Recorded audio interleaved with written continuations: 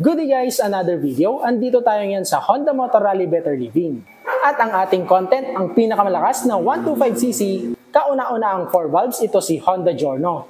If you wanna know the details, tutukan mo dahil aalamin na natin yung kanyang specs, features, and also the price.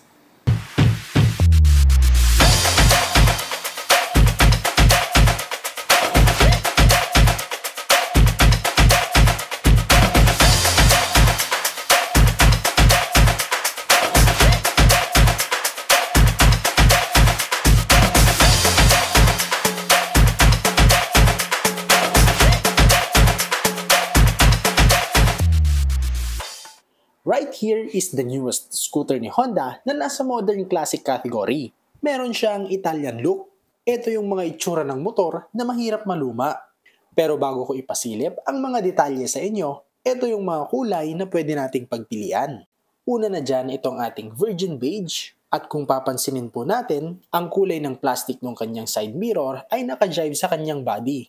Sunod naman itong Matte Gunpowder Black, Pearl Jubilee White, at ang atin pong bida ay itong orange. Sa actual, mapapansin nating ternong brown yung kanyang seat cover at yung kanyang handle grip. Sa lahat ng kulay yan. Mag-umpisa tayo ng pagdetalye dito sa baba sa kanyang harapang gulong. Meron itong tire size na 190 by 12. Tubeless po yan. And for reference, sa mga hindi pa po nagkakaroon ng pagkakataon na makita si Giorno, kasize po ng gulong nito si Gravis. Matataba ang gulong at ibang advantage naman nito, mas may traction, mas stable kapag dinadrive, mas maganda ang comfort na may experience mo dahil na-absorb nito yung mga maliliit na baku-bako sa daan. Sa lahat ng color variant, kulay itim po ang finish nung kanilang alloy mugs. Sa kanyang braking system naman, ito ay naka-hydraulic disc brake na merong single pot caliper. Ito na rin ay naka-combi brake system. Ibig sabihin, kapag pipreno ka sa likod ay may kumakapit din dito sa kanyang harapan. Sa usapang fairings guys, pwede mo itong ilaban sa patagalang kumupas dahil perfect ang quality ng kanyang plastic and paint job. Dito naman sa kanyang turning lights, nasa knee level nating mga driver. Ang ginamit na ilaw ay traditional bulb type. Kung papansinin natin, nakadivide sa tatlo itong kanyang fairings. Practical na design yan dahil kung magasgas ay yung affected part lang yung papalitan mo, hindi buo. Dito sa kanyang center, meron naman siyang garnish na stainless. At nandyan din yung Honda na word. Nandito na nga tayo sa kanyang headlight. Bagay na bagay itong naka-chrome na garnish sa palibot ng kanyang ilaw. Mas pogi itong tingnan lalo na't kung makita nyo sa actual yung Virgin Beige at yung kanyang Pearl Jubilee White. Dahil nga dyan, para sa akin ay naging VIP setup siya. Meron siyang divider dun sa kanyang gitna. Yan po yung kanyang daytime running light. At all LED na itong kanyang headlight. Sa itsura naman nito sa kanyang harapan, para sa akin may dating siyang very classy. Plus sa kanyang postura pa lang, malalaman mong matibay na siya.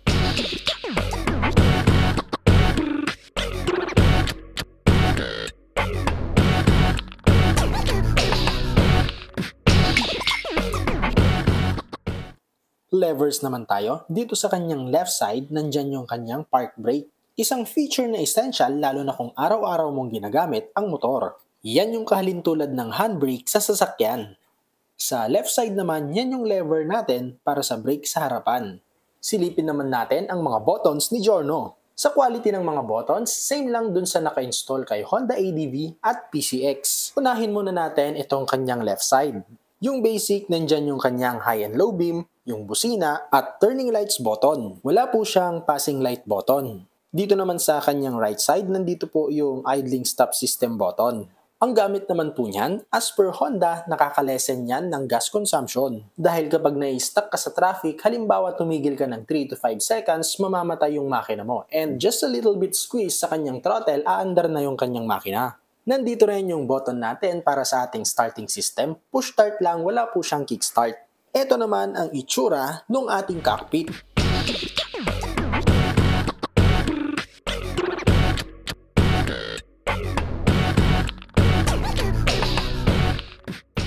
Malaklik din yung kanyang meter panel. Identical lang yung laman. Sa may bandang itaas, makikita natin yung mga light indicators. Gaya ng turning lights, high beam indicator, check engine, temperature warning, yung kanyang idling stop system at yung kanyang battery check. Sa baba naman makikita natin yung kanyang fuel level indicator. Nandyan din yung kanyang speedometer, odometer, trip meter, at yung oras, at sa pinakababa naman nandyan yung button para sa select and set. Ito nga palang si Honda Giorno ay keyless entry na. Naka-smart key na may feature na push start function, anti-theft alarm, ibig sabihin kung may magtatangkang magnakaw o gumagalaw ng motor mo ay mag-a-alarm siya. Plus, naka-answer back na rin to. Mas madali mong mahanap ang motor mo lalo na't kung nasa parking lot. Kapag pinindot mo yung answer back button, magbi-beep and at the same time, iilaw yung kanyang turning lights. Dito mo na nga rin bubuksan yung kanyang seat and fuel tank. Mapapansin natin dito sa kanyang center, meron po yung utility hook at detic loop po yan. Kung hindi ginagamit ay pwedeng i-fold. Dito naman sa left, meron siyang front compartment na 2.4 liters. Kasyang-kasya ang cellphone at kung mapapansin ninyo ay may pasadyang bracket sa kanyang loob para naman hindi gumalaw-galaw yung ating gadgets while charging. And speaking of charging, nandito po yung kanyang charging port which is naka-USB type na rin po siya. Hindi mo na kailangan ng adapter. Meron din namang lock yung kanyang charging port para hindi pasukan ng mga debris. Sa pinakagitna, nandito yung kanyang fuel tank. Meron itong fuel capacity of 5.4 liters. Malaki-laki na rin yan. And based on WMTC, meron itong fuel consumption of 47 kilometers per liter. Ang inyo pong Giorno ay merong flatboard. Pwede pong pagpatungan ng extra baggage. At meron ding ample space para sa ating footwear. On the other side naman, ganyan yung kanyang itsura. At ito pong kanyang side stand ay meron ng kill switch. Ibig sabihin kapag yan po ay naka-stand, kahit na anong gawin mong pagpapaandar ay hindi po aandar. Dito naman tayo sa kanyang upuan. Mahaba at maluwang, technically pang mahabang biyahe. Masarap i-long ride. Meron rin siyang leather-like na seat cover, kulay brown, naka-jibe po yan sa kanyang rubber grip. And in actual guys, kapag makikita mo siya ay napakaganda ng kanyang upholstery. Super premium looks. Dito sa may bandang likod, may Honda na nakalagay. Ito naman kanyang grab bar in all color variant, kulay silver po lahat. Ang frame po niyan ay alloy, matibay din. Sumilip naman tayo guys dito sa kanyang underseat compartment or yung kanyang large luggage box. Sa ilalim ng kanyang foam, meron po siyang tool organizer. Sa pinakababa naman, meron siyang helmet hook. Pwede na nating iwanan yung ating helmet sa motor kung may lalakarin tayo. Dito sa kanyang compartment, dito mo na rin makikita yung level ng kanyang coolant. Super spacious din naman itong kanyang underseat compartment. Pero hindi po dyan kakasya yung isang full face na helmet. Pero marami ka na rin mailalagay dito dahil yung kanyang capacity ay 30 liters. Kasya na dyan yung ating kapote, yung bag nating maliit, at mga important documents. At this moment guys, pag-usapan natin yung kanyang engine type. Ito ay 4-stroke. At ang edge nito sa ibang 125cc, ito na ay naka 4 valves. Ibig sabihin lang yan, mas malakas yung delivery ng kanyang power. Single overhead cam pa rin, ito ay liquid cooled and naka ESP Plus engine pa rin na kung i-start mo yung motor ay napakatahimik. Meron ito ang maximum power of 8.49 kW at 8,750 RPM. Sa kanya namang maximum torque, 11.6 Nm at 5,250 RPM. Etong si Giorno ay walang decals, ibig sabihin lang yan napakalinis ng looks nitong motor na to. Meron siyang 3D emblem na nag-add dun sa elegance nitong itsura ni Giorno. Sa kanya namang suspension, ito ay naka-monoshock. Ang kanyang pedal or footrest para sa ating backride, hinuhugot po siya, hindi po siya yung ditulak.